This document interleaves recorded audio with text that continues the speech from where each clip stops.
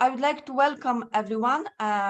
My name is Natalia Sniaeva-Pankowska, and I'm a member of a Never Again Association, organization which is based in Poland.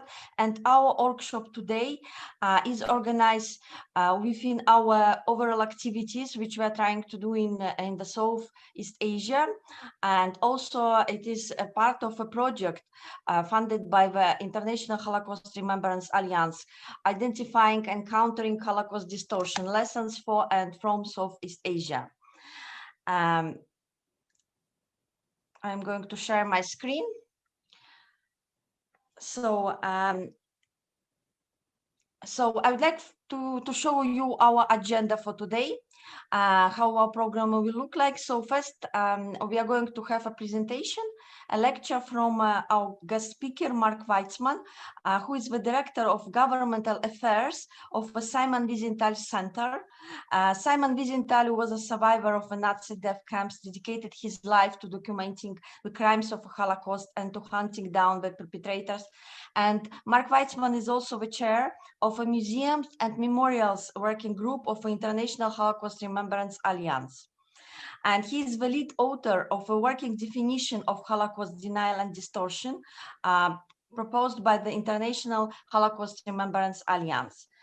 And then we are going to have also a Q&A session with Mark Weitzman. So if you have any questions about Holocaust denial, about the phenomenon, but also about the working definition of Holocaust denial and distortion, elaborated by the International Holocaust Remembrance Alliance, so you can directly ask Mark Weitzman. Then we are going to have a brief presentation about different forms of Holocaust distortion and genocide distortion in discourse in Eastern Europe.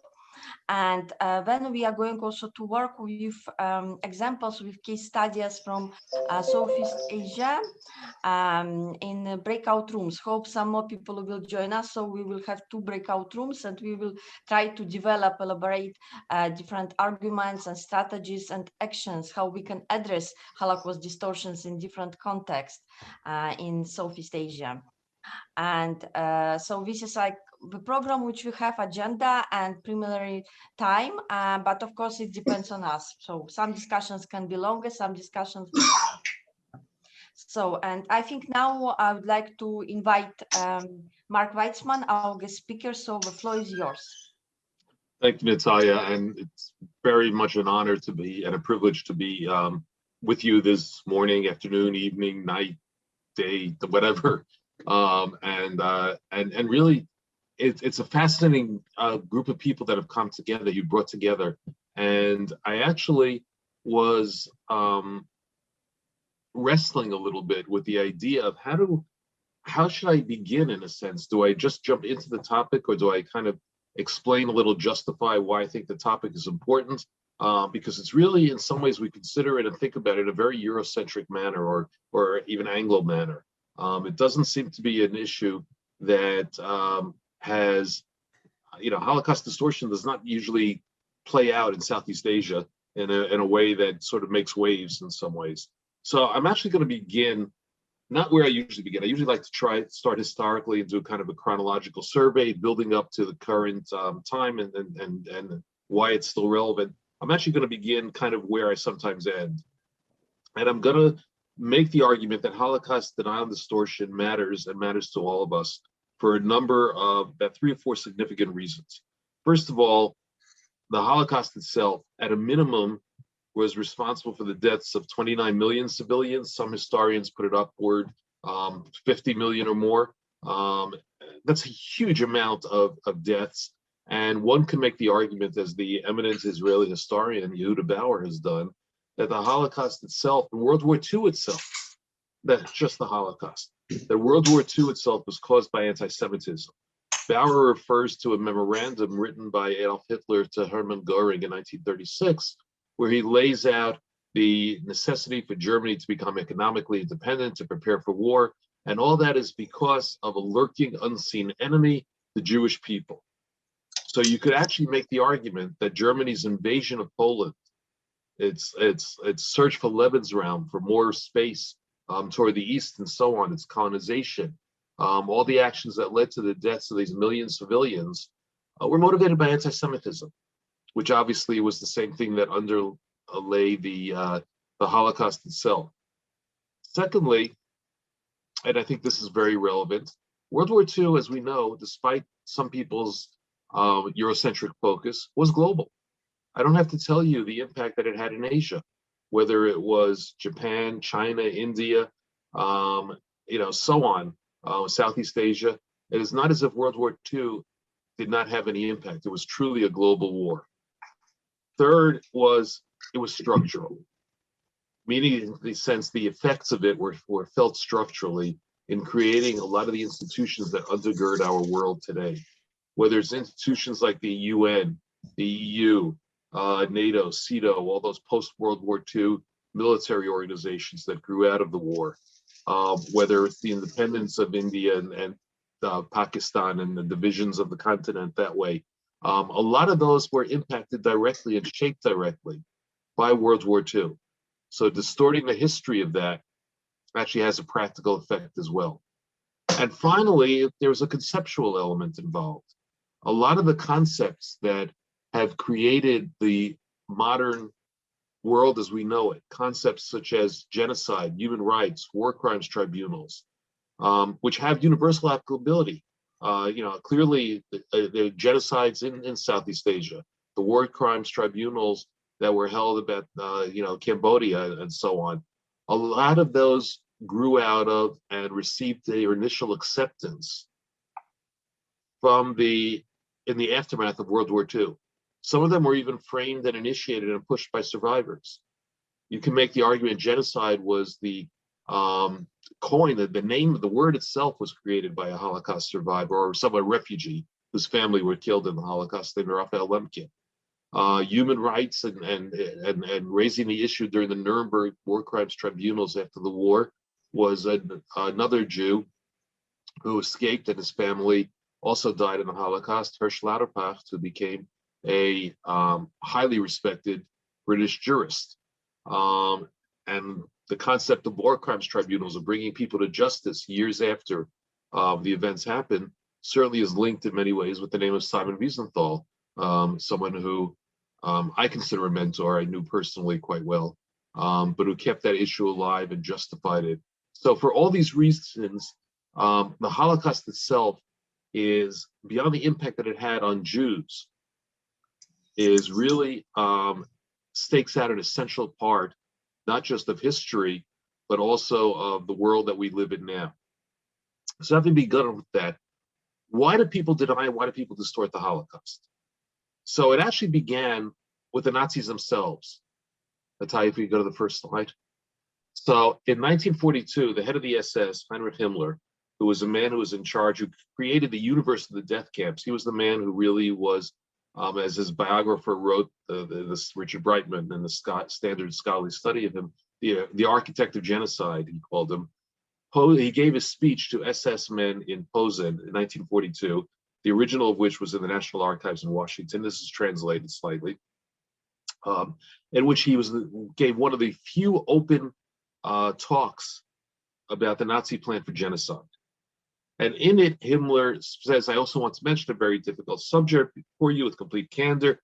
It should never be discussed amongst us. It should be discussed amongst us. Nevertheless, we will never speak about it in public. In other words, in the very beginning, from the time that they were committing genocide and mass murder, they were hiding it, keeping it secret, and wanted to have deniability, public deniability about it. And what is he talking about? The evacuation, the extermination of the Jewish people. He goes into more detail, but I just wanted to give you, that little step. The whole process was cloaked in distortion. Jews were resettled in the East. There was a final solution. The language itself was a method of distortion and denial. The fact that the camps were in the Eastern occupied countries, not in the Western ones where they were more centers of communication and more difficult to hide what was happening, was part of the process. The burning, the trying to destroy the evidence after the war was part of the process. So we could do a whole longer talk about that, but I just wanted to, lay that out, that from the beginning itself, the very implementation of the final solution, as the Nazis called it, the Endlösung, denial and distortion were a fundamental aspect of that process. The next slide. So let's go to post-war pretty quickly. We had the Nuremberg Trials right after the war, where leading Nazis were put on trial. There were a series of Nuremberg Trials, but they began to wind down in the aftermath of the onset of the Cold War. It became a situation where neither the Allies nor the Russians really wanted to bring Nazis to trial as much as they wanted to use them, particularly the scientists and the intelligence and political operatives. They wanted to use them for their own purposes. So the efforts to continuously bring Nazis to trial kind of came to a close. I'm going to now talk about a couple of different paths of Holocaust denial and distortion. One began in France right after the war. This figure, Maurice Bardèche, the man with the pipe over the side there, was a Nazi collaborator, propagandist for the Vichy government, anti-Semite, who wrote a book already in 1948 where he talked about the promised land, the being, and basically, and he laid out certain patterns that the Nuremberg trials were victors' trials, they were not fair, that there were no real evidence of mass murder of Jews, and a whole series of patterns like that. And it came from his work, and he drew upon his work as a literary critic, as a theorist, so to speak. This was before deconstructionism and all that, but it really was kind of a precursor of that field. And again, I'm going to be very quick. I don't want to get bogged down in tremendous detail here. I want to give sort of a conceptual survey more than anything else. And one of his close friends, followers, was another man named Paul Rassinier, and you see a letter in English there. Rassinier was very interesting because he himself was a prisoner in a Nazi concentration camp. But as we know, concentration camps were not death camps, were not extermination camps. So Rassinier, when he claimed that he saw no evidence of gas chambers in the German camp that he was in, was accurate, but he extrapolated from that there could be no evidence anyplace. And Rassinier was also a literary figure, and I don't know if you can read it. Can you see the text of the letter there? This is a letter that he wrote in 1962 already to The Nation, an American liberal publication, in the wake of the Eichmann trial in Israel, where he talks about and lays out certain of the basic premises of Holocaust denial. And his bottom line, this is what I've been saying since 1948. No documents signed by Hitler, Himmler, or Heydrich exist that speaks of the extermination of the Jews. The word extermination does not appear in Goering's letter, et cetera, et cetera. So again, he's using literary sources and literary approaches to try to explain away and deny the reality of the Holocaust. Anti-Semitism was very much a motivating factor for both these people. Rassinier, who had been imprisoned as a socialist, swung all the way to the far right and became a hardcore neo-Nazi, it's a little early for neo-Nazis, but a hardcore anti-Semite fascist apologist in the post-war period. Let's continue to the next slide. Can we go to the next slide, Natalia? Okay. Rassinier was followed by a man named Robert Foresson, who for some reason I did not put his date of death, which was just a couple of years ago. Foresson was a French professor, again, a literary critic, a literary theorist. He approached it forensically, examining the diary of Anne Frank, and as you see from this work, attempted to prove that the diary of Anne Frank was genuine. Foresson's approach was, again, taking a piece of literature, the diary of Anne Frank, assuming that that's the most popular text that deals with the Holocaust, the most persuasive, the way most people enter into the subject, particularly at a younger age. And if he can prove that it's a forgery, he can undermine the entire narrative of the Holocaust as well. And Foresson devoted his life to that work and participated in international work. And basically until his death was perhaps the leading scholar associated with the Holocaust denial movement. Okay, let's go to the next slide. Another sort of philosopher who came along with this was the French philosopher Roger Guiraudie.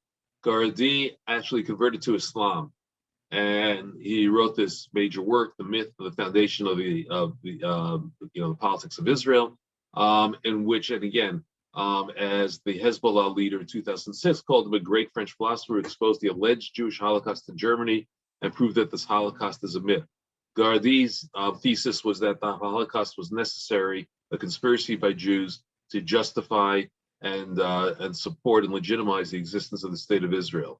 He was convicted in France of Holocaust denial, was given a hero's welcome in Iran, in Egypt, and found a lot of support in the Arab and Muslim world. In Paris, in France, he, even more than Farsan, was welcomed in intellectual circles and considered a respectable, legitimate thinker who had friends on the left, far left, and had a great deal of influence in those circles as well. So we can see from the French circle that they're basically following a kind of literary, philosophical, or critical theory path of Holocaust denial. Let's switch over now to the next slide. And we come to the US. This is a man named Harry Elmer Barnes. Barnes was not a literary person. He was a historian, a well-regarded historian at one point. Barnes had been active in World War II as supporting US and being very much anti-German. And then after the war, when stories of the how US propaganda and Western propaganda exaggerated the crimes of the Nazis, the crimes of the Germans in World War I, became more and more available and open, Barnes really turned on his head and became fervently anti-West and a supporter of Germany, to the point that in the 1930s already he was receiving and taking money from the Nazi government. So Barnes had kind of, despite being a Columbia PhD and a very highly regarded historian initially, had been kind of relegated to the fringes of the American historical profession. And as you can see, after the war, he wrote, and this is a direct quote, "The size of the German reparations to Israel has been based on the theory, not the reality, the theory, that vast number of Jews were exterminated at the express order of Hitler, some 6 million being the most usually accepted number." In other words, here's this eminent historian, at one point eminent historian, denying the reality of the Holocaust. Let's shift. Next, please. Barnes had a follower, was a man named Willis Carto. Carto was perhaps the most important figure in the American neo-Nazi and far-right extremist movement from the 1950s to his death in 2015, 65 years. Carto was a millionaire. He earned that from some insurance work, whatever. And he used that money to fund and organize and create many of the institutions of the far right of the extremist, the neo-Nazi world, some of which still exist today. So he was the founder of what was called the Institute for Historical Review, which was the center, became the center of international Holocaust denial. The Institute was actually a storefront in California, and it presented itself as a scholarly institution, calling itself, as I said, an institute. It presented this Journal of Historical Review. It had annual conferences. The journal had footnoted articles with scholarly apparatus and so on. In reality, it was a storefront in California. It was run by neo-Nazis and anti-Semites. The only thing that it really reviewed was the history of World War II, particularly the Holocaust. It tried to justify the Nazis all over in any way it could, and it tried to totally undermine and destroy the accepted historical reality of the Holocaust, to the point where it actually offered money to anyone who could prove that the Holocaust happened. I think it was $50,000. A survivor took it up. They refused to pay him. He took them to court. And one of the first cases that I know of this type, the Holocaust was noted as an historical fact in a court of law in the United States. Carto split from, well, actually was thrown out of his institute when one of his followers who was running it, a man, again, with strong neo-Nazi connections, wanted to keep the institute on this primarily anti-Semitic path. Carto wanted to take it on not just anti-Semitism, but he wanted to emphasize racism as well. He was anti-Black, anti-everything that you can imagine. There was an internal battle. Carter lost and left. And as a result, next slide. We'll come back to hold my thought for the next slide for a second. Hold my thought for a second. Let's do this slide. This was a book written by a real academic, a professor at Northwestern University, one of the most prominent universities in the United States, called The Hoax of the 20th Century. It has become the Bible of certainly American and English Holocaust denial. It is also outrightly anti-Semitic. That could be somewhat of a problem considering his academic credentials, except for the fact that the author is not a historian at all. It's not even anything dealing remotely with the subject. He's a professor of electrical engineering and had no background or grounding in the subject that he worked on. And yet his scholarly credentials of being a professor at Northwestern buttressed and gave a lot of support and legitimacy to this work. Next slide, please. He was also the other part of the scientific element of Holocaust denial that appeared in the West was run by this man, Fred Leuchtter, who wrote a Leuchtter report, so-called Leuchtter report. Leuchtter presented himself as an expert in the technology of death, gas chambers, so on and so forth, executions. That was his business. He sold gas chambers for executions in states in the US when it was legal. He went to Auschwitz, did a report that claimed that he had even taken samplings from some of the gas chambers and so on. And his expert scientific analysis proved that the Holocaust cannot happen. Unfortunately for Leuchtter, he had no training in that field either. He finally ended up in a court in Massachusetts where he had to acknowledge that he had no expertise. He had been a fraud. He would not do it again, et cetera, et cetera. This report is still available online though, and is used as scientific evidence that the Holocaust never happened. Next slide. This is the man who threw Willis Carto out of that institute, Mark Weber. And the only reason I put him here is because at one point in 2009, he actually gave an interview in which he acknowledged that Holocaust revisionism, which was the term they used, preferred to use because that revisionism is an historical, acceptable method of examining the past and changing opinion on it. We call it Holocaust denial because they are not using real scholarship. They're just denying the Holocaust ever happened.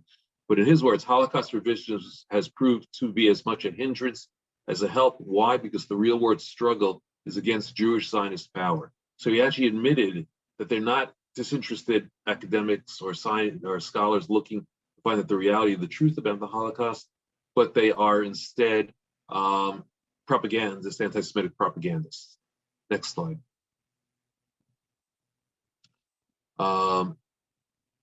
Okay, so moving forward, this is the state of Holocaust denial until about the turn of the century, 2000, 2001. 2000, the US historian, Deborah Lipstadt, wrote a book analyzing, describing Holocaust denial. And in it, she spoke about a British self-taught historian, David Irving, who you can see at the podium of the Institute for Historical Review that I mentioned. And Irving had been accepted in some scholarly circles in some of his early works, but was veering more and more towards anti-Semitism, Holocaust denial, and so on. Irving sued Lipstadt in a very famous trial. It was held in the United Kingdom because in the United States, the burden of proof is on the person who's suing, who is claiming that they were falsely labeled. In the UK, you have to prove you are the author as the defendant. So Irving wanted to shift the burden of proof onto Deborah Lipstadt, and so he used the United Kingdom courts. But in a resounding defeat, the British judge found that Irving was a neo-Nazi, an anti-Semite, distorted, denied the Holocaust. It just totally destroyed Irving's reputation and left it in shreds. That was the end of any sort of legitimacy to hardcore Holocaust denial in the West. And I need to point out here that Irving, and I want to point out that there were two separate trends here, or strands. One was the Holocaust, the sort of historical, scientific Holocaust denial of the Anglo countries. One is the more literary, theoretical, philosophical denial that grew out of France. Let's move a little quicker. So today the issue is not Holocaust denial as much, but Holocaust distortion. Next slide, please. Some of this can be traced to the Middle East, where the conflict over Israel is accused of being the Nazis, turning into and committing genocide and war crimes, etc., on Palestinians, as you can see from these two. This is not saying that Israel, again, I want to be clear, Israel's politics can be and policies can be criticized. Analogies that are over the top and outwardly false, such as claiming that Israel is committing genocide, are motivated by anti-Semitism. Next slide. And this is another picture showing, again, Jewish World War II victims hung up on the concentration camp wires, the never again, and then Palestinian victims in Gaza over again, the equivalents being the same thing.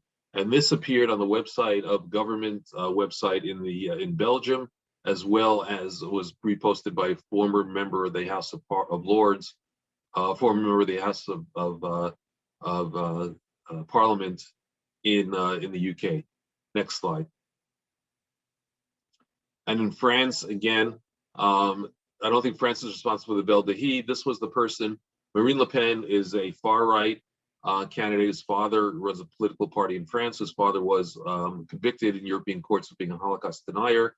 Le Pen ran a presidential campaign. She's considered, again, a strong candidate in upcoming elections. And her chief of staff said, I don't think France is responsible for the Belle de Hide. The Belle de Hide was the place where Jews who were rounded up by French police there was a bicycle stadium, sports stadium in Paris, outskirts of Paris. That's where they were held until they were transported directly to their deaths in Auschwitz. They were rounded up by French police, put on French trains, and this man is claiming that France has no responsibility for that. It all happened by other people, meaning point the finger at the Germans because we had nothing to do with it. Next slide. In Hungary, here's a statue that was this man. They was proposed to raise a statue in his hometown.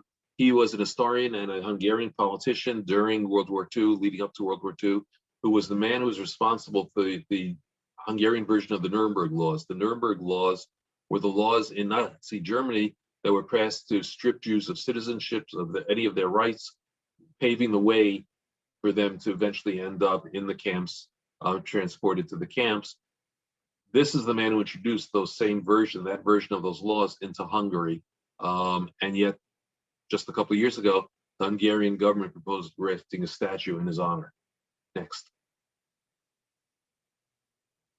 I'm going to go very quick. This is about a Hungarian author who also was an anti-Semite, a collaborator who wrote a infamous story about Jews who were portrayed as rats, who story was actually translated and posted on the leading neo-Nazi website, and yet he's been honored and his works have been put back in the Hungarian state curriculum.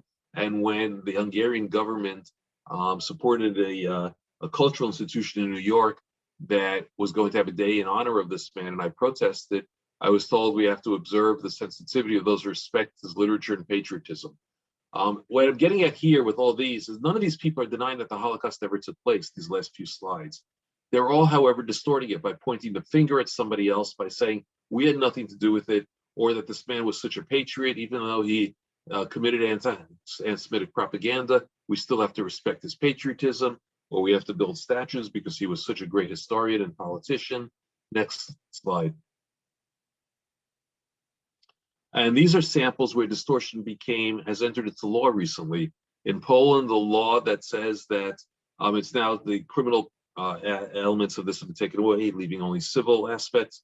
But actually, two eminent historians were just found guilty of shaming the name and the reputation of a Pole who was implicated in collaborating in sending Jews to their deaths in World War II. And they were sentenced with a big fine. The case is on appeal right now. Rafal certainly and Natalia certainly know about this case very much. There are about 14 other cases that we know of where either Polish government or state or NGOs funded by the Polish state has proceedings going ahead against scholars or writers who are being accused of shaming the names of Poles by pointing out acts of complicity or collaboration in the Holocaust in Poland. Russia has its own version of the law where a blogger was actually convicted for writing, as the historical facts are, that World War II began on September 1st, 1939, when the Nazis invaded Poland from the west and Russia invaded from the east. That got him a conviction. In Ukraine, there's another one that talks about a group of fighters, the Just Fighters for Ukrainian Independence, were a group called the OUNB who collaborated with the Nazis to a point were responsible for hundreds of thousands of deaths of ethnic Poles, tens of thousands of Jews, and yet now that could be, pointing that out could get you a criminal case. Next slide. In England, Jeremy Corbyn, who was the leader of the Labour Party until a couple of years ago, was dogged by allegations which were pretty much, I believe they were accurate, of anti-Semitism, of also participating in, for over 10 years, he was supported a outright Holocaust denier. The Corbyn is the man sitting next to the woman in the group photo. The denier is in the picture. And this is a group that collaborated with the Iranians. It ran outright Holocaust denial action, and Corbyn was a supporter of them for at least 10 years. Next slide. With these slides, what I want to show you is the attempts are not just on the extremes and margins of society. These are laws or attempts to penetrate the upper rank, the political, legal elites of societies in different countries with Holocaust denial and distortion in today's world. This is just very quick. This was a program of a meeting in the United States where a couple of leading Polish anti-Semites, a former minister, Macierewicz, who said that the protocols of the Elders of Zion, the classic of anti-Semitism, are probably accurate. The man who spearheaded the Holocaust law that I talked about, Jan Zarin, and so on, all tried to show up and appeared at a conference with a U.S. congressman. And when I exposed it, the congressman immediately repudiated them, but he had no idea that these people were sort of trying to suck him in to this appearance. Next slide, please. Here's another Polish historian who has written about how Jews were dancing and celebrating the world in the Warsaw Ghetto while Poles were suffering outside. The Warsaw Ghetto was literally destroyed in 1943 with the loss of almost every Jewish life in it. She has, you can see the quotes, the Jews have a lot to hide when it comes to World War II. This is another source of saying that it's the Jews who are the ones to blame or the ones who should be ashamed of their action in World War II. We, being the local nation, were innocent and proud, and we are the true victims. They are the collaborators with the Nazis. She also came to the US and was supposed to be given an award at the suggestion of the Polish consulate in New York that again exposed and they pulled back from it. Next slide, please. The JUST Act is an act that was passed by Congress that mandated the State Department to report on Holocaust restitution, meaning the restitution of properties and so on that were stolen from the Jews throughout Europe. Only one country in Europe has actively refused to participate in this process and calls it and has embraced anti-Semitic themes and motifs in combating it, and that's Poland.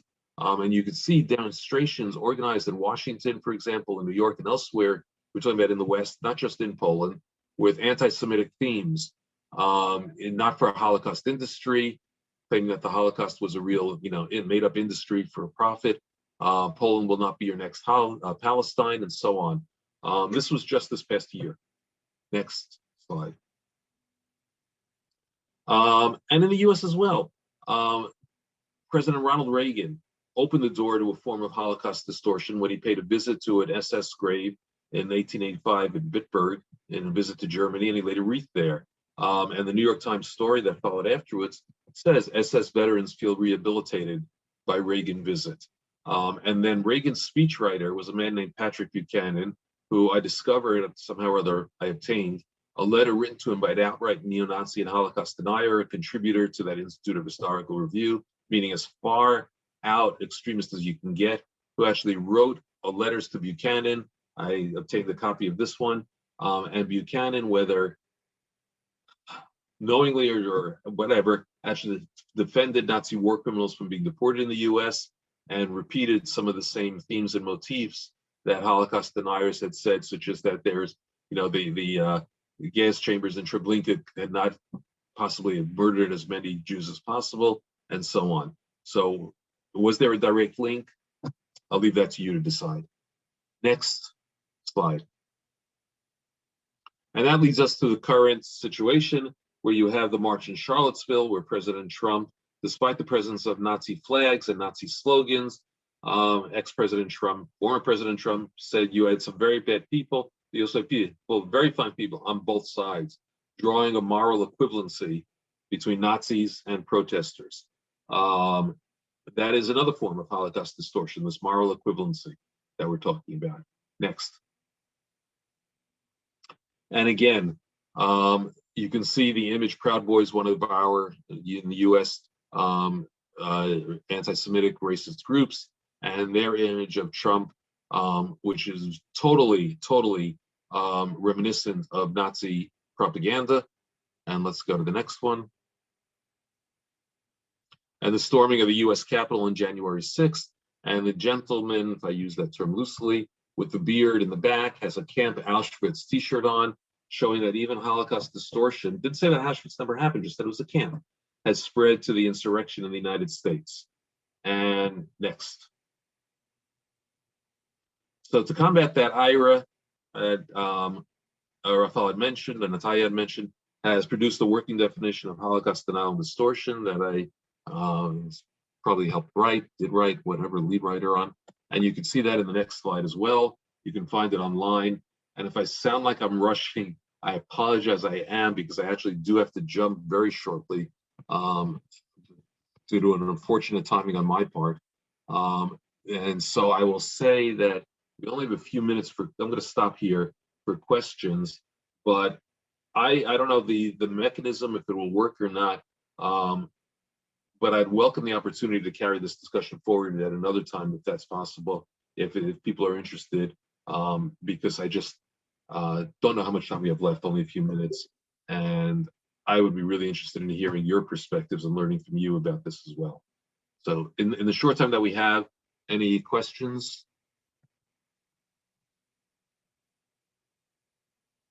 Or comments? Questions, comments are welcome. And I'll also refer back, so this is why Holocaust distortion and denial, let me sort of tie it up.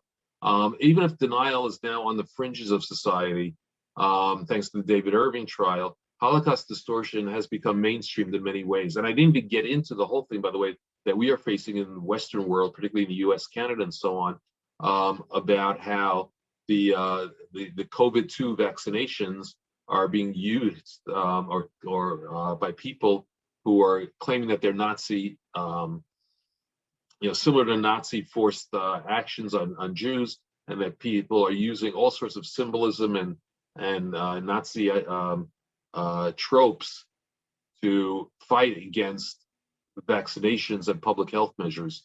So it's really literally in the mainstream of society today. It's not a past thing. When it affects laws, when it affects public health, when it affects historians and so on and so forth, Holocaust distortion is a clear and present danger to all of us, not just because of the Holocaust, but anytime you try to undermine the structures and the concepts that I began with. These are used to undermine the concepts of human rights, of war crimes, of genocide, and so on. Look at Turkey and Armenia, for example, just as one case. It's not limited to the Holocaust, but it has an impact wider and greater that I think really is as I said, a clear and a present danger to our world today. Rafael? Thank you very much, Mark. I have one question which you partly answered just now, but would you agree that the context of the pandemic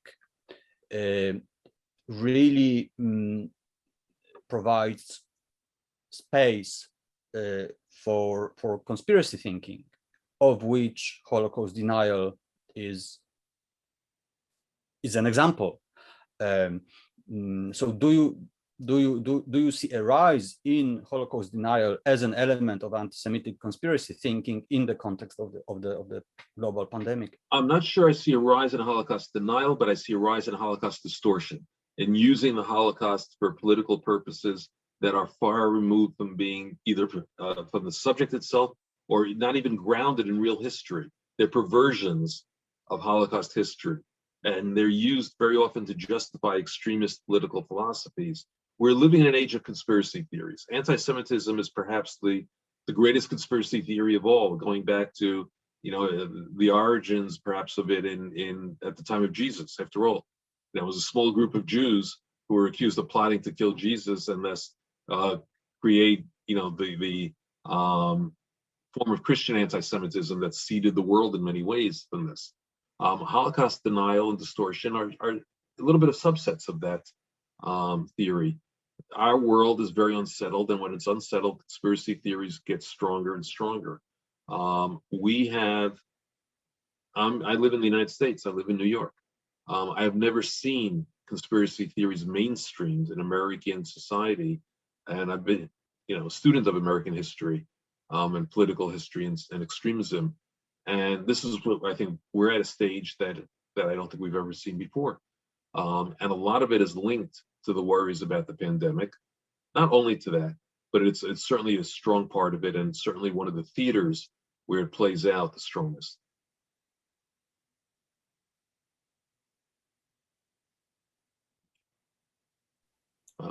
Any other questions? Thank you very much. I just wanted to emphasize, Natalia put the link to the IRA definition in the chat, so everybody is welcome to read it in full. And one other thing that I would slightly off topic a little bit, it was mentioned earlier.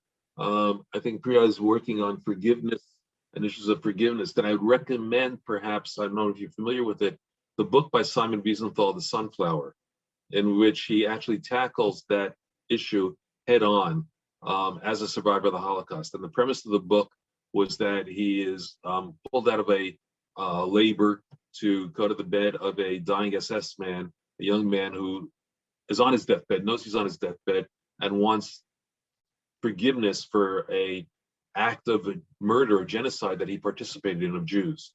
And he's asking Wiesenthal, as a symbol of these Holocaust victims, the Jews who are prisoners of the Nazis, to forgive him. And then what Wiesenthal did in the book, he asked, there were two editions, an earlier and a later one, he turned to a number of prominent figures, theologians, historians, writers, politicians, etc., and asked them what they would do. Would they forgive under those circumstances or not? And then he gave his answer as well. So I'm not going to, no spoiler alert here, I'm not going to tell you what the answers are, but it is a range of people, including the Dalai Lama, I think is certainly in the second volume, the second edition, and it speaks directly from his perspective as a prisoner, as an inmate, and as a survivor to the question of forgiveness under those circumstances. So I call that to your attention perhaps as well. Thank you very much, Mark. And I think there is one more question from Shahriar from the Liberation War Museum from Bangladesh. Is it possible to? Please. Yeah. Thank you, Natalia. Thank you, Mark. Your lecture was fascinating. So I have a question. We have seen that after the Second World War, there have been a few genocides around the world in different countries. A lot of countries experience different type of genocides, in different places of history.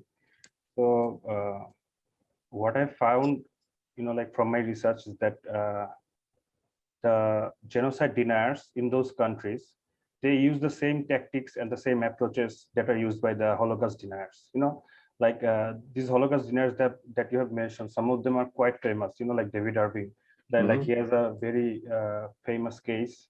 So they are quite well known to everyone, I think. If anyone wants to, research genocide or anything, they would obviously find the name. So what happens is that they use the same tactics or the same approaches that they have used and they just sort of copy paste and just put it in the context of that country's experience. So to tackle this genocide denial, is there any a definite solution? Because what I've seen that a few countries have they have legislated Holocaust denial laws, they have punished Holocaust deniers, only the prominent or the famous ones, but there isn't any uniform approach to curtail Holocaust denial or genocide denial per se. So do you think that there should be an uniform approach to curtail Holocaust denial, so that or is there any an outright solution to this problem? So I don't. Thank you for the question. It's an excellent question. And I was thinking as I was preparing for this, that I'm not sure if anybody has ever done a work really comparing the various forms of historical denial in the post 20th century world, let's say. I'm aware of works that deal with Europe, that deal with Turkey and Armenia, that deal with Southeast Asia a little bit, but I'm not sure if anyone's put them together in a comparative form, and maybe that's just a hole in my knowledge. If anyone's aware of that, I'd be interested in hearing. My general tendency as a proud American is to use laws as a last recourse. I don't like the idea of justifying laws that restrict research, freedom of speech, etc., because they're so easily turned against minorities, against political opponents, and things like that. And in today's world, I think censorship is a growing issue. There was a report in today's paper, I didn't have time to read it, I just saw the headline, that South Korea is planning on legislation against targeting conspiracy theories. I don't know how that's going to work. How do you define a conspiracy theory, and so on? These are hard issues. But I do think that what IHRA tried to do is create a non-legally binding sort of prototype, which doesn't mean that governments can't get involved. Political leaders have moral stature. They can fund educational projects. There are many ways that governments and civil society can work together on this. I think that's what's necessary. So I would leave the legal aspect for the last, if just nothing else works and it's basically a situation that's presenting a danger to the public good, maybe then. But otherwise, I would like to see coordinated efforts. And I think, as I said, I think at this point, everything is global. I think maybe we need to be a little more, connected on the topic and fighting it globally as well, not just on, the localized topics. So I think that's where I would go with and suggest that as an approach to start with. So hopefully that's helpful. I'm afraid I actually have to jump now. I'm afraid that I hope I didn't cut anybody short, but I want to thank you for your attention. Those were a couple of great questions, and I wish you great success. And maybe you'll be the ones who come up with the solution this morning. So I look forward to hearing the results of your meeting. Thank you very much. Thank you very much, Mark. And if someone has any questions, so please share it on the chat or with us, and we maybe can share with Mark later so he can respond to these questions. I would like also to share my screen again with you. So, and as we know already that, as we discussed, that statements of denial are assertions that something didn't happen, doesn't exist, it's not true, or it's not known about. And it is also concerns historical atrocities, but also contemporary atrocities. And it's, as we also, as Shahrial also raised, it's about the Holocaust, but also other genocides and other atrocities that have the same, perhaps they can use the same tactics, argumentations, and strategies. And we also have one famous Eastern European scholar who is based in Romania and in Israel, Mike Shafir. Mike Shafir defines Holocaust denial and distortions as 3 types. So according to him, and we already discussed several examples today, outright denial rejects existence of a Holocaust. And outright denial or hardcore deniers, they deny the Holocaust and, for example, the existence of gas chambers. For example, existence of gas chambers in different death camps. By claiming also that survivors' testimonies were fabricated or falsified by the survivors themselves. And for example, as we also discussed today, and Mark mentioned, Anna Frank diary, also they say it was also fabricated. And they say that these survivors are motivated by self-interest or by the purpose of Israel. And Holocaust deniers, as I said, they use different strategies and argumentations, and also there are two other types of Holocaust distortions, which he draw attention to us. Deflective distortion, when deniers try to transfer guilt to national minorities, to Jews themselves, or to other minorities, or to historical enemies. Or selective denial, which excludes any participation of members of own nation or seriously minimize it. So, and here you can see several strategies and argumentation of Holocaust distorters and survivors that are quite common and spread in Europe, in Eastern Europe especially. So as I already explained, survivors and accounts, testimonies were fabricated and falsified. Credibility of research or Holocaust genocide scholars is questioned. For example, they say that Holocaust scholars, like we are facing this situation in Poland today, when the credibility of Holocaust scholars are under question. So they try to, distorters, they try to say that we are not real academics. So it's not a real academic research which we are doing. Accusation of others or transfer of a charge to others. For example, it is only German responsibility for the Holocaust, or it is transfer the charge to Jews or other minorities or other victims, that it's their own guilt. Defense and positive self-presentation. So, for example, they try sometimes to draw attention to the good things they did. For example, they try to draw attention, for example, and saying that we tried to rescue Jews during the war, so we didn't do anything bad. But most of our people of our nation, they tried to rescue Jews during the war. So they try to defend themselves and to present them positively. Trivialization and mitigation of the seriousness of others' negative behavior, distortion, of course, of numbers of crimes, and minimalization of level of violence. So they say, for example, like during the Second War, we can say that Allies' bombing of Dresden was more severe than, for example, some crimes committed by German Nazis. So we try somehow to compare with other crimes in favor of their own crimes. And also they try to explain that facts are open to different interpretations. So everyone can use different facts and try to give them different meanings. So these are the main strategies and argumentations which they try to use. And of course, Holocaust deniers, Holocaust distorters, they try to hide their ideology, and always there is ideology behind. So it's not only the lack of a knowledge. The lack of a knowledge is only part of a story, but also an ideology. So they try to hide their ideology and state that their goal is to uncover historical falsehoods. So they try to hide it. And sometimes they also refer to the so-called Holocaust survivor syndrome and claim that survivors like to present themselves as heroic people who went through martyrdom. So they try to also, as already I said it also earlier, try to transfer this guilt to victims themselves. They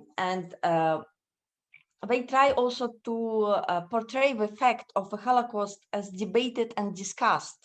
They try to pose themselves also as respected conservative historians and try to show that they possess academic qualifications and scientific knowledge. And also Mark today mentioned several examples. So even if it is not in the field of history, but they always try to stress that they have PhD degrees, that they have this academic background, and they try to participate as a part of a mainstream historian. And the text of many Holocaust deniers often include a large number of footnotes and scientific vocabulary in order to appear respectable. In this way, the Holocaust deniers also try to enter academic discourse, mainstream academic discourse. Sometimes they try to, so we use different strategies, as I explained, and selective Holocaust denial is very spread in our part of Europe, in Eastern Europe, in Poland, in Romania, for example.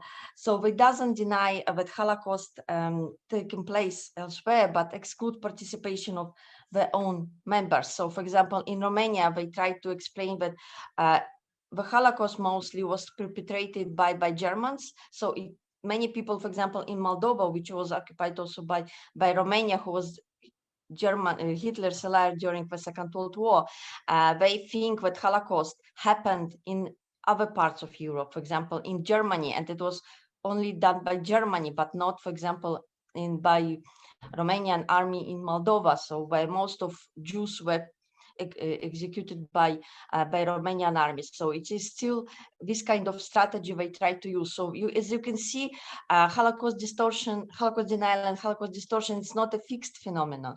It's very fluid, and they try to use different strategies, argumentation, so people can be even lost. They can even don't recognize it at some points. Especially, for example, when they try to use positive self-presentations, like, for example, we have in Poland, when there are several righteousness among the nations who saved Jews during the war, but some Holocaust distorters, they try to instrumentalize them, to use their names to say that all nation was saving Jews, and so there are almost no cases when Jews were harmed. So as you can see, it's a very, very complex and comprehensive phenomenon. And as, for example, also we discussed today about, and Shahriar raised this issue about other genocides. And I would like also to draw your attention to the 10 stages of a genocide by Genocide Watch. And as you can see, there are 10 stages of genocide, and the last stage of a genocide, denial. But it should be noticed that it's not the last stage of genocide, but it happens already from the beginning. As Gregory Stanton wrote, that genocide denial occurs during and after genocides, from the first stage already. Continuing denial triples probability of further genocides. Denial extends crime of genocide to future generation of victims, and it is a continuation of intent to destroy the group. And the tactics of denial are predictable. So we already know that it can happen in different cases. So during the Holocaust, but also there are many other cases later. So, and I hope we can also discuss it today. More, Rafa, would you like to add something?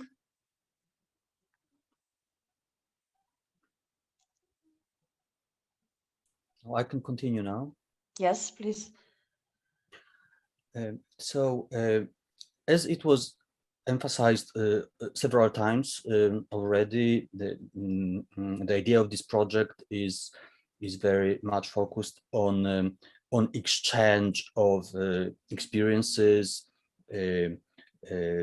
challenges, strategies in the field of genocide denial between two regions that are distant on the map, but in fact they have much more in common. So I'm talking about Poland and Central and Eastern Europe, and I am talking about Southeast Asia. When we think about World War II and the experience of the Nazi occupation in Poland, one of the very important moments in this discussion was the publication of the book by Jan Tomasz Gross in the year 2000. The title of the book is The Neighbors. And the book just talked about one village or a small town, Jedwabne, where the Christian inhabitants of that town murdered the Jewish inhabitants, their neighbors, in 1941. And this book inspired a very significant debate in Poland, in Polish society, but it also provoked a lot of backlash, which you can relate to the phenomenon of Holocaust distortion, as mentioned and presented by Mark Weitzman, and also presented by Natalia just now. And this photo presents the discussion about the book by Jan Tomasz Gross that took place in Phnom Penh in Cambodia just a few years ago. This seminar was organized by the Never Again Association together with Heinrich Bell Foundation in Phnom Penh. And what was very interesting to observe at that seminar was that the central idea of the book, the role of the neighbors in the extermination of a minority, or of another group living together, or living next to each other, that resonated very strongly with the Cambodian participants, who many of whom said they could relate this kind of story to the story of their own country, to the history, to the tragic experience of their own country, the experience of the Khmer Rouge genocide in the 70s, where the murders were often perpetrated by neighbors against neighbors. And the difficulty in talking about these kind of crimes is probably quite universal. And these are often among the most difficult discussions in terms of dealing with the past. Not just the role of the outside actors, such as Nazi Germany in the case of Poland, but also the role of members of our own nation, as Natalia signaled. So this case, I think, illustrates that there are some important similarities and analogies and challenges in the way of dealing with the past and confronting the difficult past in contemporary debates. And I think three of us from this group actually participated in that seminar in Phnom Penh, and I hope I am representing it in a correct way. And also, I think some of you had the chance to hear Jan Tomasz Gross, who is a good friend of the Never Again Association, and also contributed to some of our previous discussions in frames of this project. So if we can move on with the next slide, please. Here is another example of some of those sometimes unexpected links or analogies or connections in the field of Holocaust memory, but also in the field of the challenge of Holocaust distortion and Holocaust denial.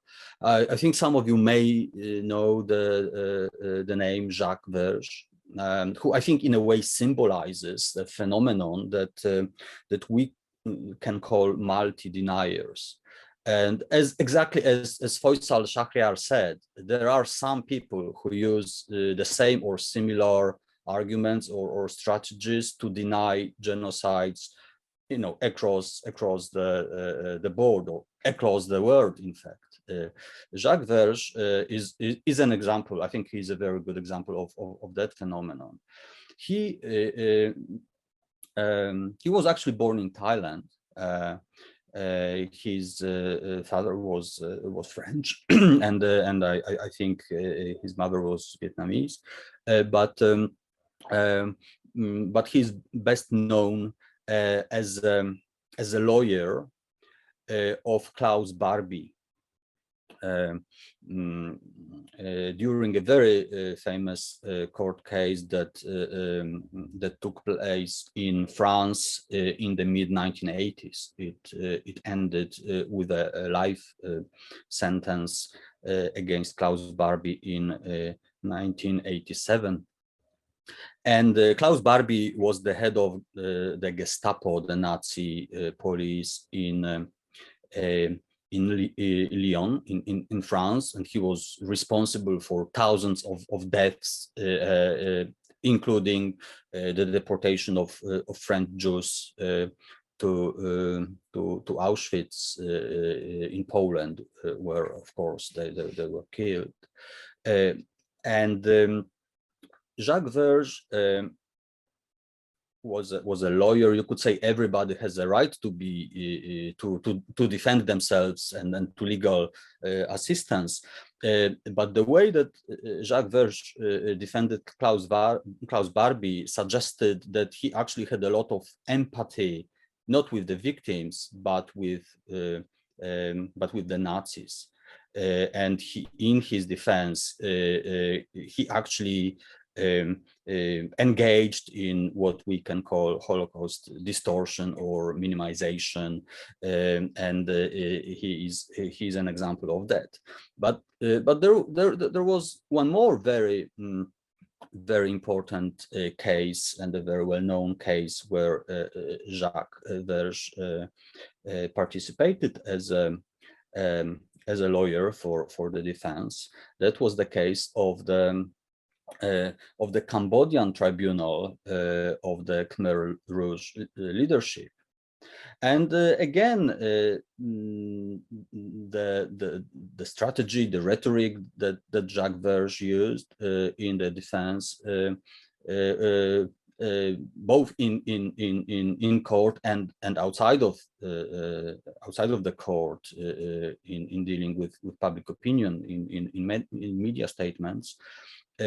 He also engaged in genocide distortion, genocide denial, genocide trivialization, and well, he was the defendant of Khieu Sampan, who was the formal leader of the Khmer Rouge regime, who was jailed for life, and he's still in jail in Phnom Penh.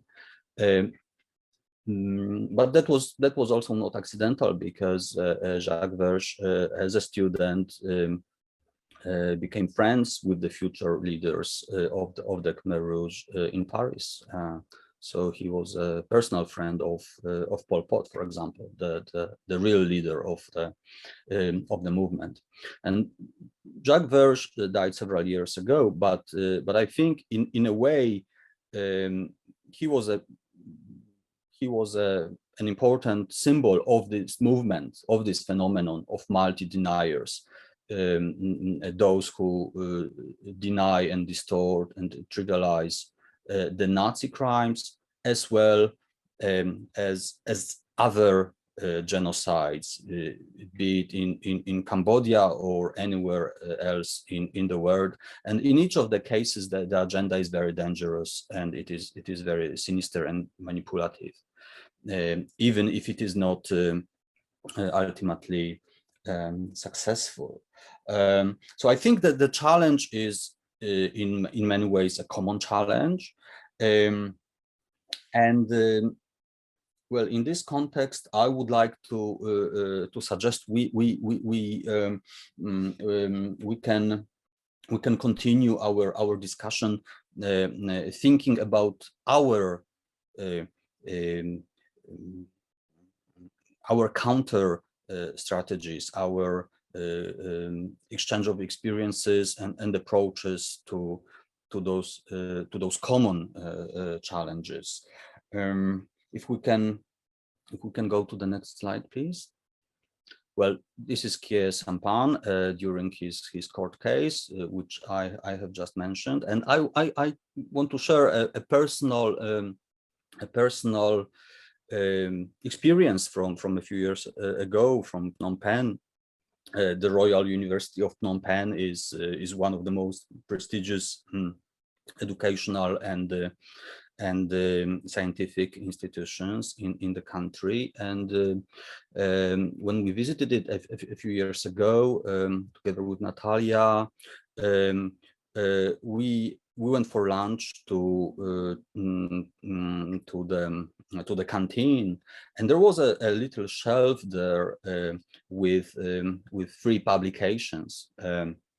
And I wanted to see if there is anything interesting there, and to my surprise and shock, there were some 3 books there in English, books by none other but Kie Sampan, books denying his own role in the Cambodian genocide, minimizing the facts of the genocide, blaming the liberators, the Vietnamese, on the genocide. So actually using many of those manipulative strategies that both Mark and Natalia mentioned just a few minutes ago, and I think that is an example of the kind of challenge that that occurs. Sometimes it occurs frequently, sometimes it occurs occasionally. Well, just a few days after I found this book at the university, I showed it to Gregory Stanton, who was in Phnom Penh. Gregory Stanton, the author of the concept of 10 stages of genocide, which were mentioned, and he said, "Well, that's a very rare case.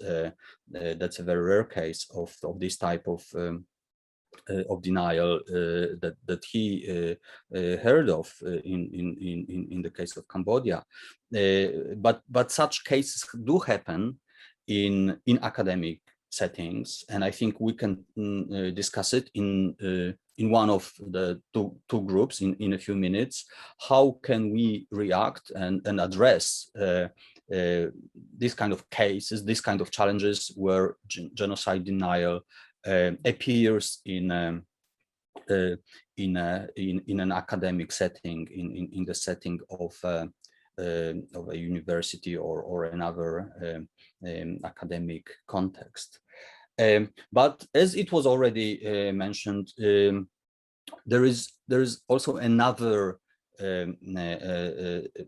side, another form of what we can call Holocaust distortion, and that is something that happens on the level, not on the level of arguments and counter arguments, but on the level of popular culture. And if we can maybe show the next example. Well, this is actually a photo from a few years ago at a museum of wax sculptures, wax figures in Yogyakarta in Indonesia, where Hitler, against the backdrop of the Auschwitz gate, was included amongst other popular figures of modern times. And there are many other examples of that across the world, including in Southeast Asia, where Nazism, Nazi symbolism, and even the figure of Hitler himself becomes an element of pop culture, which I think in some cases does not result from any ideological political agenda, but it results from a type of ignorance or maybe a lack of sensitivity. But that also presents quite a significant challenge. And once again, to mention my own personal experience, this time from Bangkok, from a couple of years ago, I saw at a street market, you know, a little shop with T-shirts, and one of the T-shirts displayed very prominently was a T-shirt with a Nazi swastika. Which is something that we don't really see in the countries that directly experienced the terror of the Nazi occupation. This is not to say that neo-Nazi movements don't exist, and sometimes they use this kind of symbolism, but it would be difficult to imagine in a country like Germany or in a country like Poland to see this kind of material sold in the same way in the street. You can unfortunately buy it on the internet, for example, and the Never Again Association is putting a lot of effort into removing this kind of sales from online platforms. But I think this case from Bangkok, for me personally, illustrates the problem with sensitivity or differences in sensitivity, which I'm sure can be explained through different you know, cultural and historical factors. One of those factors, of course, in this case, is the context of the symbol of the swastika, which is slightly different in Southeast Asia and different in Europe. But still, at the end of the day, I think this T-shirt should not be sold there in that way. And I think this is an example of this kind of challenge. So I think in the second group we can discuss how to approach the issue of the presence of Nazi iconography and Nazi symbolism in pop culture, how to react, how to counteract the presence of Nazi symbolism in popular culture, which amounts to the trivialization of the Holocaust. And in both these groups, we can focus on counter arguments, strategy, action. I hope we can come up with some ideas. We can discuss some approaches, and we can come together in about 15-20 minutes, I think. Yes, Natalia?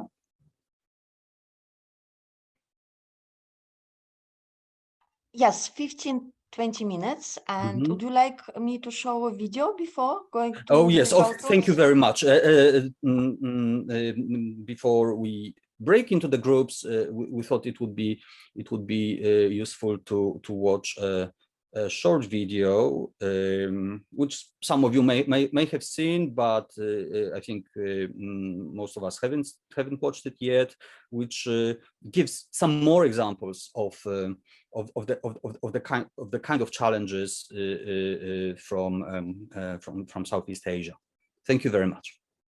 Here in the markets of Bangkok, Nazi symbols are in vogue, and Hitler is the rock star of fascist fashion. It's a trend that's creeping into pop culture, like this swastika t-shirt worn by a member of the Thai girl band BNK48, a recent fashion faux pas that went viral. I was shocked. I felt it's my fault. I wasn't aware, even though I should have known. This response from the Israeli embassy, presenting Nazi symbols by the band's singer, hurt the feelings of millions around the world whose relatives were murdered by the Nazis. But this Thai fan calls for forgiveness, saying, "Not everyone may know that Nazi symbol. Please let her learn from the mistake." Here at Chulalongkorn University, students say her claim of ignorance rings true, and that growing up, they learned little about the full scale of Nazi atrocities. In Thailand high school, we are not taught much about that. Like even myself, I'm studying German since my high school, but we get only little knowledge about Nazi Germany. In the YouTube or social media like Facebook or Twitter, I see Thai people talking about Hitler in a good way quite a lot. Like they see Hitler as like the strong dictator or like the good leader that that bring the nation to something better.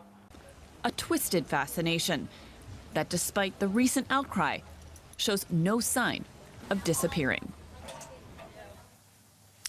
Let's cross over now to Tul Israngurana Ayutthaya. He's a lecturer at Bangkok's Chulalongkorn University. Mr. Tul, I suppose with us being based here in Europe, it's very hard for us to get our heads around the fact that Nazi symbols are so popular in Thailand. What do people associate Nazi symbols with in Thailand? Well, I think there are two groups of people who tend to wear Nazi symbols on the street. But the first group of people, they are teenagers. And they do this, they wear Nazi textile because of their ignorance. They don't know the history. And they do this just simply because I think it is chic for them to wear it. And the second group of people is someone who associate Nazi symbols with manliness, virile masculinity, courage, and power. And they feel something like they are empowered with the Nazi symbol when they wear it. Well, I think there are two groups of people. In terms of these two groups of people, what does that boil down to? Is it ignorance about the atrocities and the crimes that the Nazis committed in the Second World War, or a lack of education? What is it? Well, actually, they don't know about the history of Nazi regime, because in Thailand, Nazi regime, Hitler, Nazi Germany have been taught in Thai high schools and in Thai universities just as part of the history of the Second World War in terms of military history and diplomatic history, but not in the other parts of the story, not in other perspectives. Say, for example, in Europe, we tend to study Nazi regime, especially in high school, as how Nazi regime destroyed the idea of Western civilization. Nazi is associated with the collapse of Western civilization in Europe, or Nazi regime is a crime against humanity. So these two concepts are totally missing in Thai educational system. And finally, I think Nazi regime is understood in Thai society not in terms of how Nazi regime had destroyed the idea of what the Germans say, Menschlichkeit. So Nazi as the collapse of Menschlichkeit and the Enlightenment idea. So this is completely unknown in Thai history, in Thailand. Is there a particular reason that happens in Thailand, considering that in the Second World War, you had the Japanese following a virtual scorched earth policy in large parts of Southeast Asia? So there are parallels somewhat.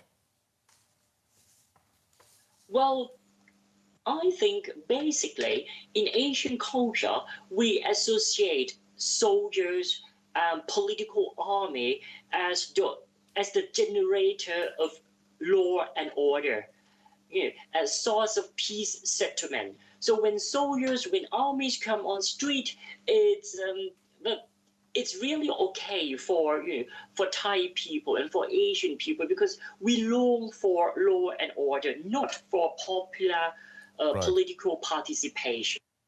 Thanks very much for breaking that down for us. Tul Israngurana Ayutthaya from Bangkok's Chulalongkorn University. Thank you very much for speaking to us. I think now, after watching this last video, we can now go to 2 breakout rooms for 15 minutes.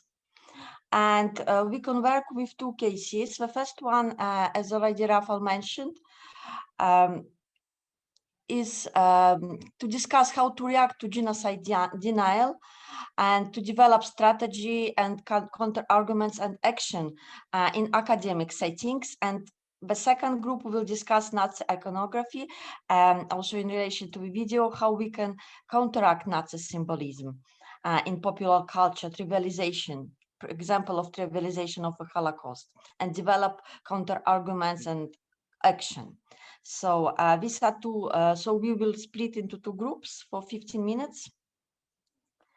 I will do it now. Well, let me just say we ran out of time, so obviously we did not exhaust the subject, but we had a good discussion and also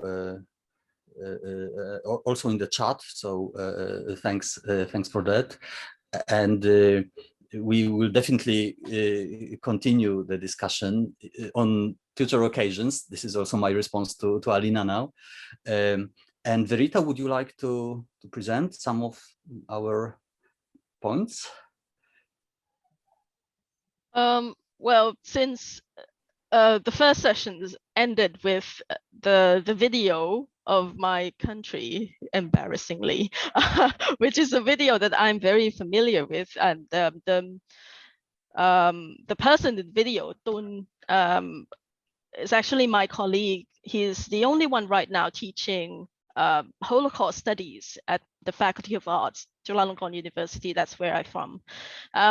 So I kind of like, because I embarked on the research thanks to your invitation to join in the research. I started collecting data. I also started to post questionnaires because I would like to find really the link.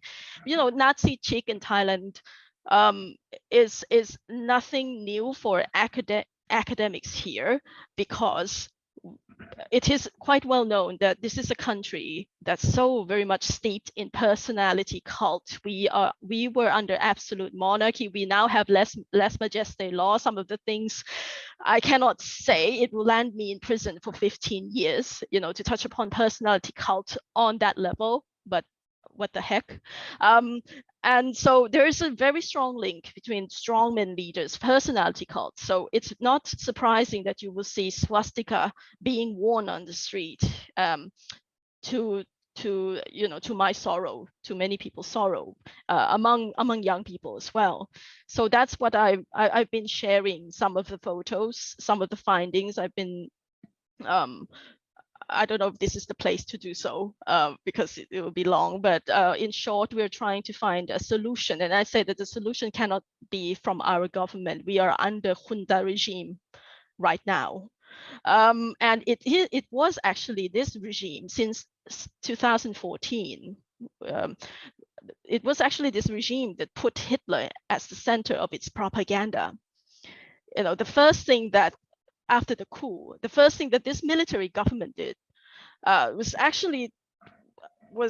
creating, well, apart from composing very bad patriotic songs, we're actually creating propaganda films to inseminate what they call 12 core values of a good Thai citizen, you know, that kids in school need to memorize.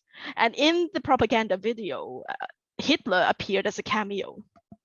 There are kids painting, you know, expressing artistically, and then they're painting Hitler's portrait, you know, as part of the propaganda. So, you know, the solution cannot come from the government. We need democracy, really. The solution, though, according to my study, can possibly come from soft power, like cultural activities, apart from, of course, education.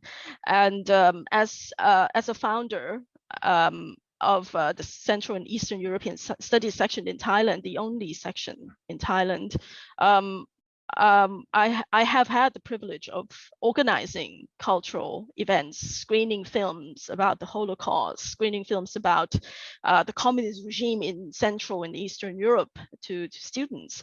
And my studies show that in the questionnaire, among the students, there are two groups. Among the students who participated in such cultural activities, who watched films, who participated in many cultural activities, like got disillusioned or could possibly deconstruct, personality cult, could deconstruct, the veneration of Hitler and Stalin.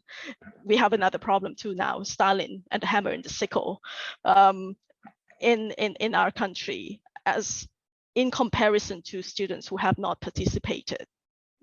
So my subject of study are actually students in the Faculty of Arts. So maybe that is my proposed, what I see right now as one of the solution, cultural events, education, more books. We cannot rely on our government, sadly, or any institution that's related to the government right now. Thanks.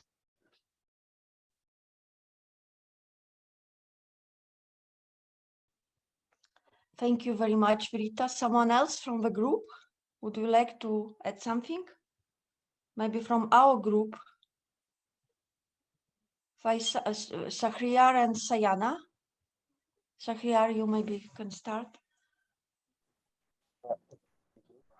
So we discussed about the topic, the uses of Nazi symbols in popular culture, especially in Asia. So the problem is, that in Asia, people are not, quite acquainted with the Holocaust or the history of the struggle of the Jewish people or the atrocities committed by the Third Reich. So first of all, the main thing would be to teach the people about the Nazi symbols, because the symbols, swastika is quite a popular and heavily used symbol in the Eastern philosophy, especially in India and neighboring countries. So the first thing would be like to teach people the difference between the Nazi symbols and the symbols that are normally used. So to teach the local people about these things, there can be a lot of leaflets, there can be posters, or there can be magazines, or there can be basic workshops that can be arranged to teach the people about the young, the young generation, to teach them the popular culture can be used, like the movies. Like in Hollywood, the last few decades, we've seen a lot of movies that have used the Nazi symbols in various ways. So I think the producers should, from now on, in the future, they should use content warnings, like these symbols are Nazi symbols, and they're related to oppression of the normal people and something like that. So there can be content warnings in the future in the movies, so that the younger generation can learn about the history of those symbols. And thirdly, there can be workshop, or there can be affiliation with organization or civil society organizations, with the manufacturing organizations, so that they do not take orders to produce cheap t-shirts that portrays Nazi symbols, symbols that that are related to genocide or genocide denial or Holocaust denial. So this is, I think, that's all we have discussed.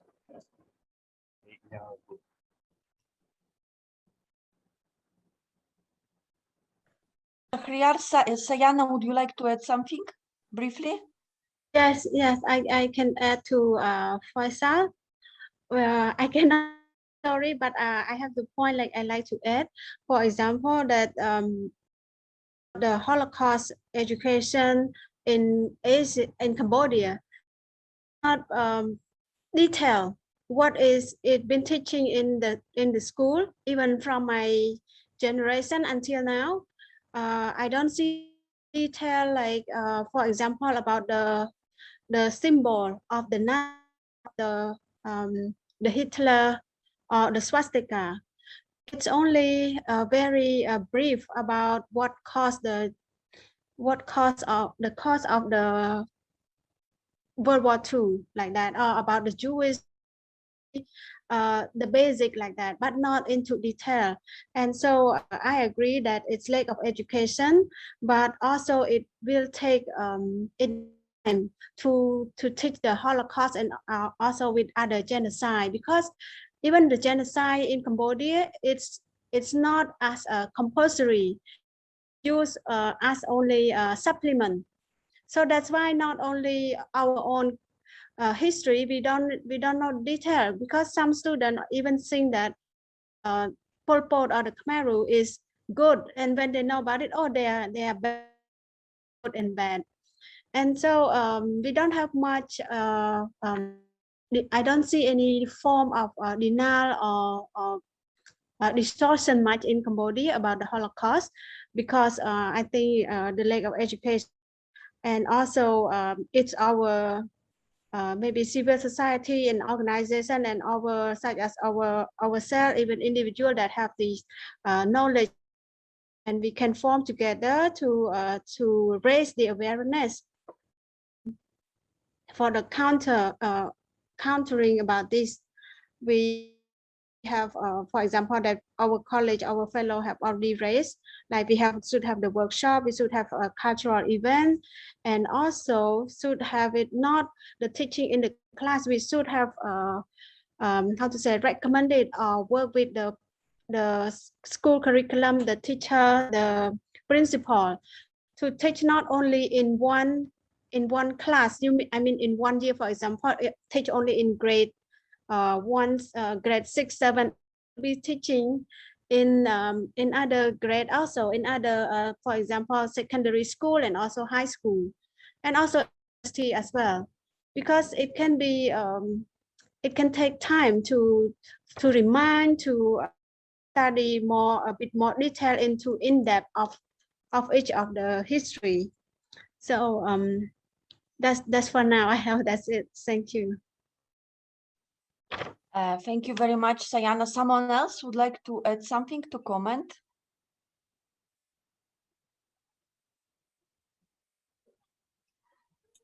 If I may add something, yes, to what Rita said, and I think also judging from what members of the other group just said, apparently the distinction between the topics of the two groups is not as clear as it might seem at first glance. So on the one hand, Holocaust denial and distortion in the academic setting, on the other hand, popular culture. They seem very different contexts, but a lot of the examples we saw from Thailand could be discussed in the group about popular culture, but these were examples from academic settings, partly because students are influenced by popular culture, and that is expressed in the academic setting too. So I think on the other hand, popular culture can be influenced or conditioned by the kind of education and curriculum that exists in a certain country or region. So at the end of the day, they both become very much interlinked, and I think this is a lot of food for thought for me on the basis of this session. Thank you, Rafał.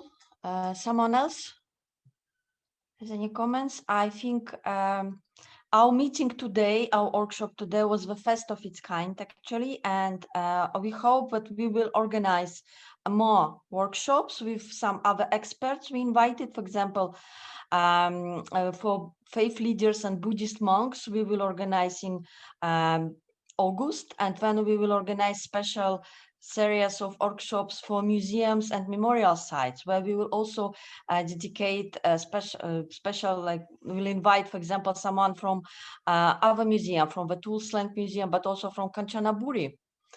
So we will raise other issues as well. So it's kind of a fast workshop, and we hope we will continue our discussions, and we will send you more information